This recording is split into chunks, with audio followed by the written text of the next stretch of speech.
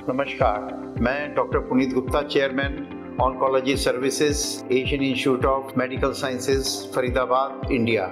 हम सबको ये जानना बहुत जरूरी है कि जो फेफड़ों का कैंसर होता है ये दो प्रकार का होता है, क्योंकि हमारे दो प्रकार के जो सेल होते हैं इनसे ये कैंसर उपजता है। एक जिसे हम small cell type of lung cancer कहते हैं, ये छोटे कोशिकाओं से उपजता है। ये कोशिका बहुत ही खतरनाक और बहुत जल्दी फैलने वाली होती है। जैसे ये कैंसर पनपता है, इवन जब ये छोटा सा होता है, ये खून के अंदर घुस के हमारी ब्रेन की तरफ चलता है और हमारे ब्रेन की कोशिकाओं के अंदर जाकर अपने बच्चे पैदा करना शुरू कर देता है। और वहाँ ये 2, 3, 4, 10, 15, 20, 100, 200, 300 इतने छोटे करके ये कैंसर अपना ब्रेन में फैल जाता है। अगर इसका उपचार हम 3-4 महीने में नहीं करते तो ये पाया जाता है कि ये तकरीबन 3-4 महीने के अंदर ब्रेन तक पहुंच जाता है। और दूसरा, ये बहुत जल्दी हमारे जो फेफड़ों से हड्डियों में और एड्रिनल ग्लैंड जो एक ग्रंथि होती है उसमें भी फैल जाता है। जो दूसरे प्रकार का कैंसर है वो कुछ बड़े सेल से पैदा होते हैं, जिसे हम non small cell lung cancer कहते हैं। वो जो है वो थोड़े बड़े कैंसर सेल से पैदा होता है। और आजकल जो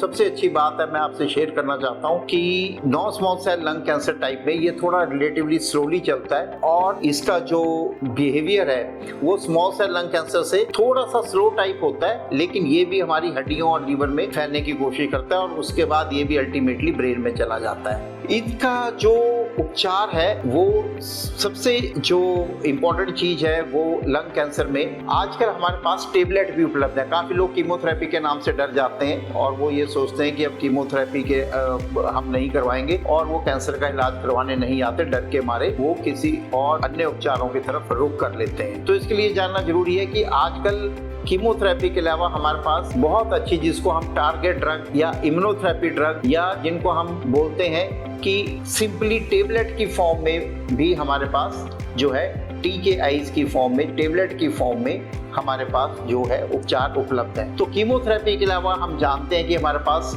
TKIs हैं, हमारे पास टारगेट ड्रग्स हैं और हमारे पास इम्यूनोथेरेपी ड्रग्स हैं। तो आप ये बिल्कुल मत डरें कि हमारे को कीमोथेरेपी नहीं लेनी है, हम एलोपैथिक इलाज का रुख नहीं करेंगे। हम अन्य दवाइयों से भी कैंसर को ठीक कर सकते हैं। और एक और जो अच्छी बात है, काफ़ी प्रोटोकॉल में हम देख रहे हैं कि कीमो और रेडिएशन का जो कॉम्बिनेशन है, एडवांस कैंसर में जो इंडिया में आमतौर पे 95% जो पेशेंट है वो एडवांस स्टेज में ही पाए जाते हैं, मतलब आइदर स्टेज 3 और 4। इसमें कोई सर्जरी का रोल ज़्यादा नहीं रह जाता है। और बहुत अच्छी बात है कि सर्जरी की जगह आजकल हम दूसरी चॉइस दे सकते हैं, जिसको हम किरण चिकित्सा, विकिरण चिकित्सा या किरणों की चिकित्सा कहते हैं। जिस प्रकार से लाइट हमारे शरीर पे पड़ती है तो वो चमकती है, उसी प्रकार से जो कैंसर की किरणें होती हैं ये कैंसर पे जाकर जो है वो अटैक करती है और कैंसर जैसे उनको एब्जॉर्ब करता है तो वो मर जाता है। तो इसमें हमारे पास दो प्रकार की सुविधाएं जो हैं वो उपलब्ध होती हैं और इसमें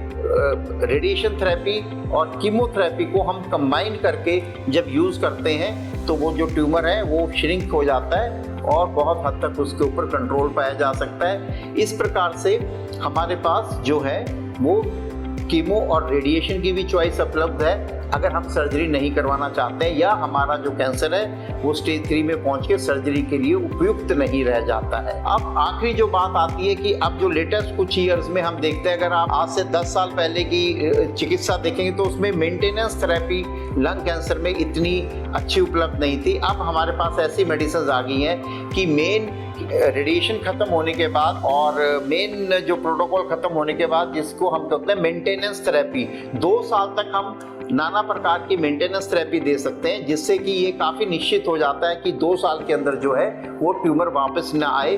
हालांकि कुछ पेशेंट में मेंटेनेंस थेरेपी देते देते भी ट्यूमर प्रोग्रेस कर सकता है, बट आजकल अच्छी मेंटेनेंस थेरेपी आने से जो ये रिस्क जो है वो कमती हो जाता है। तो इसलिए हमको ये उपलब्धियां और ये लंग कैंसर के बारे में, न्यूअर ड्रग्स के बारे में जानना बहुत जरूरी है, क्योंकि अब लंग कैंसर का जो है इलाज और उसके जो रिजल्ट हैं वो अब बहुत अच्छे से अच्छे होते जा रहे हैं। धन्यवाद।